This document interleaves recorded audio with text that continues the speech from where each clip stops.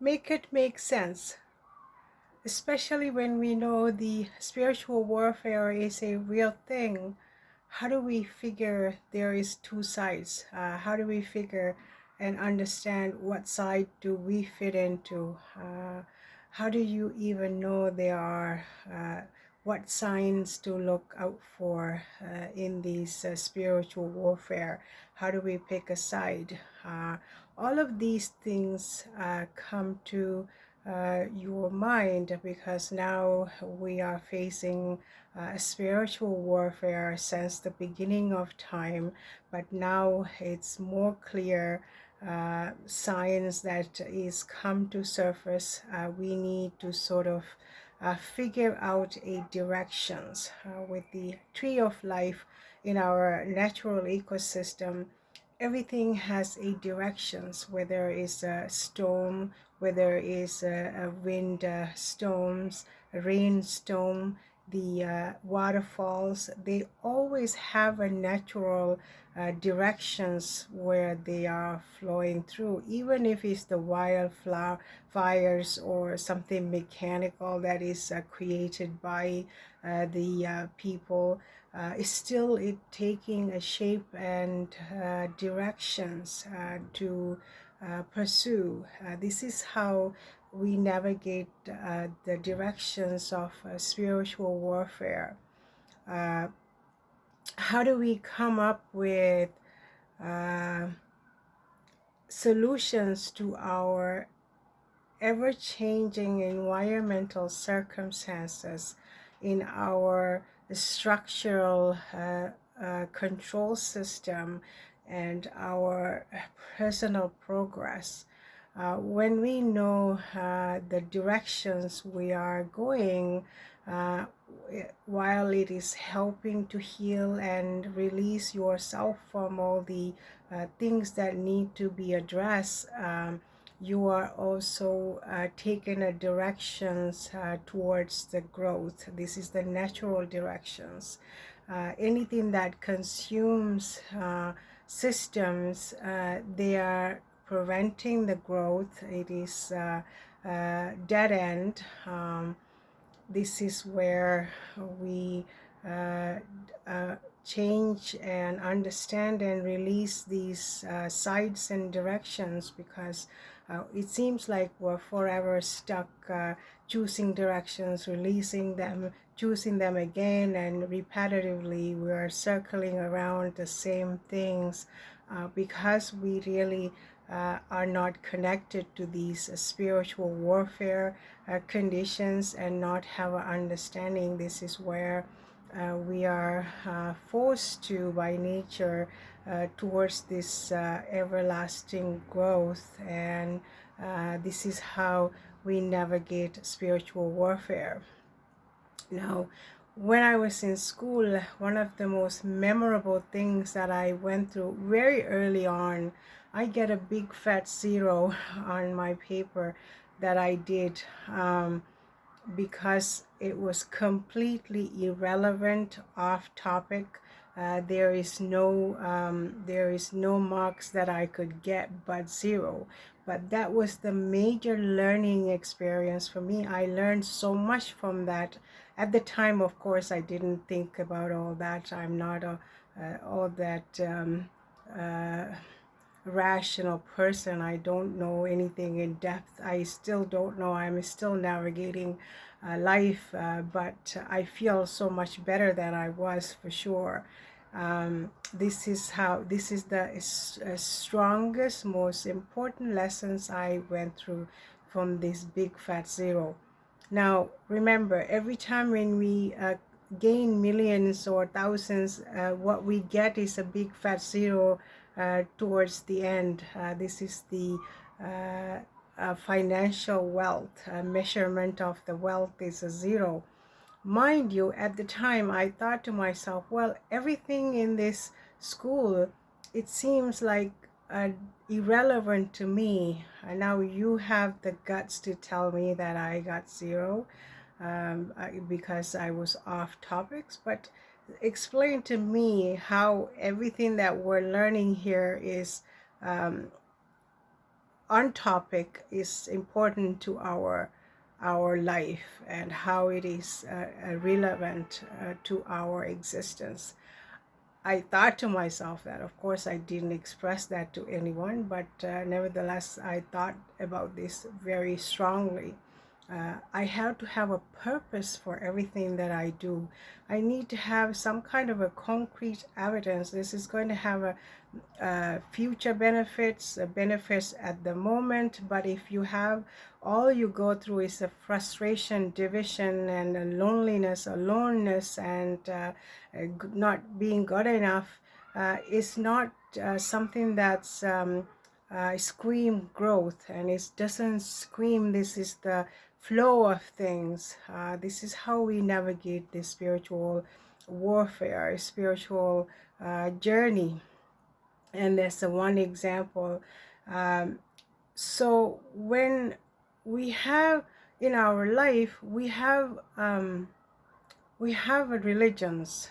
It's supposed to, I'm not sure the purpose of it, but it is definitely area that we need to look at in a different lens.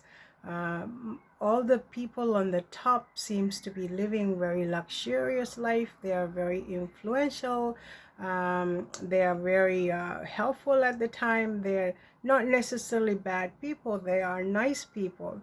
But being nice or drawn to something nice doesn't scream long lasting. It's a really big ask from a person or people, the human species, this lifelong commitment to something because it's nice, it feels good, it seems logical, we feel like we have a purpose, giving us hope. All of these things are true and accurate because it sort of give you structure, structural support, and making it important for us to have some kind of constructive systems in our social structure. But something we really have to ask for, we have a one lifetime. Anything after, we really don't know. We don't have memories of anything. We have a hunch, we have a gut feelings, but we really don't have a substantial evidence to think otherwise. So it's the one life. This is your life. We need to have extremely well grounded something really aligned with your gut feeling, your intuition, and your vibrational frequencies in order to follow something. It is a logical thinking, it's a practical thinking, it's actually a smart thinking of the intelligent species, human species. Now, unless you are standing in a line for something, or you're stuck in a traffic, we really don't have a value of time, or just continue proceeding. Every time when we hit a dead end or a block of some sort, this is when we get all worked up, we're so upset, we're so stuck, we can't comprehend something so mundane things in life we go through basically every day. We are stuck in traffic, but some of us are really it's the anticipated things. We really know how to get into this thinking deep dive onto things. Maybe this is where you gain different perspectives, so it's a perfect spot for you to have a sort of a mindful meditation onto things. But others, it's a really waste of time. Can't come. We are very impatient. We don't know how to react. We don't know how to because it's a time well wasted. We understand this much. Same thing similarly in our life. Life is a limited time capsule. It's a there is an expiry date. We're not here forever. This is why we have to get in alignment with our spiritual growth. Now the growth happened in the both side and the tree of life. The roots are continued to grow deep in depth, while the on the top part, the branches and the leaves, they also continue to grow. So the both sides continue to grow. We have to have a clear understanding about this thing. Now, when I say our judgment doesn't, I know the unconditional love and non-judgmental unconditional love is what we are all preaching about, but we need to have a clear sense of directions, whether it's a racism, it's a judgment about your education, it's a judgment about your religion, it's a judgment about the countries, is a judgment about how do you relate to the elite groups and what is your observation. All of these things are there for us to navigate something that's towards our spiritual alignment and pick a side in the spiritual warfare. And if you have a racism towards someone, it is important for you to turn that towards you. Why do I feel this way? Is there something about me? Is it my judgment really harsh, or I need to readjust this thing? Or is it the sense of directions that you are navigating towards, or it's energetic alignment of some groups of people? This is the idea and conclusion that we have to come. So essentially we are going to take a part in this spiritual direction, in a spiritual warfare. If it's the economy, we have to you have to really draw the line where after all, it is printed in a factory, right? We add value to it. I understand there is a need for some sort of structure in the social system, but is it the greed? Because essentially what we are all striving for is comfort. We want comfort. But are we comfortable? How much is enough? Now, we cannot, while you have a judgment towards your economic class system, you can't separate people wanting to have a level of comfort. Comfort is not just for elite group of people, it's for everyone. So you can't separate individuals as slaves or the high class, low class, it doesn't matter. The idea is that hoping to establish some level of comfort for us, and the one group is trying to take from you while you're putting in all the work. And it's a perfect example in the social structure. We see the essential workforce get really lowball systems. It's really not enough to maintain a house, especially here at this point in life. So then there's another group, they can't have enough, they want more houses and condos, and another vacation spot is seem to be never enough, but they get zeros added to their system, their economy. The more zeros they get, they seem they are so important part of our social structure. So we need to make a judgment call with that. Clearly, we understand our karmic obligations, our personal lessons we have to learn. At the same time, picking the directions in this spiritual warfare. This is how we put things in perspective and go through the growth of your personal growth, of your clearing up your karmic lessons, understanding them, and picking the side of this spiritual growth. So this is how we navigate life. The other religions, I'm not a religious person. I've been to temples and that. It's not a bad place. They are really nice people. They are really good places to be. But one thing we really have to come to terms with, Are we receiving the level of peace and harmony? How do you really navigate life when we have a large scale religious groups and institutions we have? It feels like we have to belong to something, but how much peace and emotional support and contentment you gain from these institutions is something that you have a personal responsibility to navigate life. Just like I said, until you're stuck in a line somewhere, unless you're stuck in traffic, you really don't have, unless you hit a dead end somewhere, even in a dialogue with someone, you really don't know the value of your time.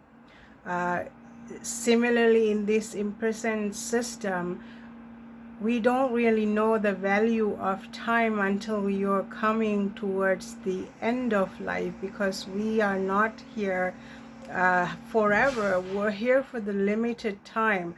During that, the commitment to a school, in your youth, the most precious times, and giving your time and energy into an institution that is scaring you, is keeping you low vibe, is keeping you second guessing, is telling you you're not good enough until you have this master this program, it's a really big ask.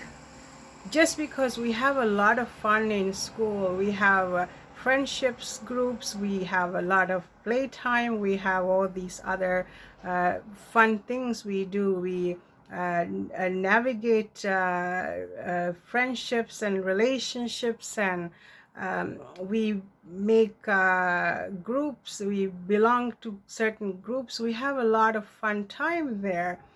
20 so years in your life, but it's a really big commitment. You're not doing anything important, anything that's your heart desires. You dedicate your life for something is external programming.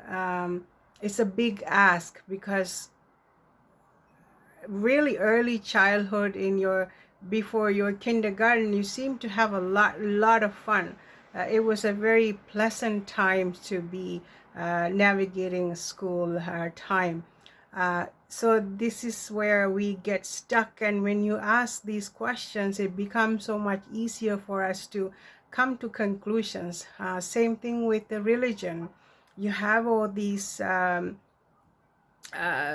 really big time institutions who belong to someone. You feel happy, you're making friendships, and you have a lot of good times, but it's a really big ask for lifelong commitment, without questioning, without having a long lasting peace for your growth. Are you healed? Do you have, if you're going into for a temple or something, you see the most toxic, hostile, angry people there, but they are the major participants in these groups. They are the big contributors, who are big time people there, but you can see the resentment, anger, and jealousy is forming in their mouth and eyes. You can feel that vibrationally, energetically. Then you know there is something off about this place. Even though there are a lot of nice people, they are helpful, they are there for your needs. This is a big ask for a lifetime commitment. This is why we need to have that time and space to figure things out for ourselves, so we can take a side in this spiritual warfare. We can decide which side we're going to grow.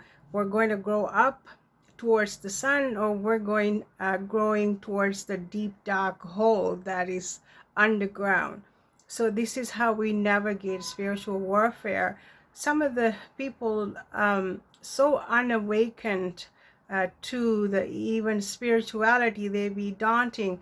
What is spirituality? What do you mean? So then we still have a lot of work to do. Just because we don't understand the spirituality doesn't mean we're disconnected. We are connected to it.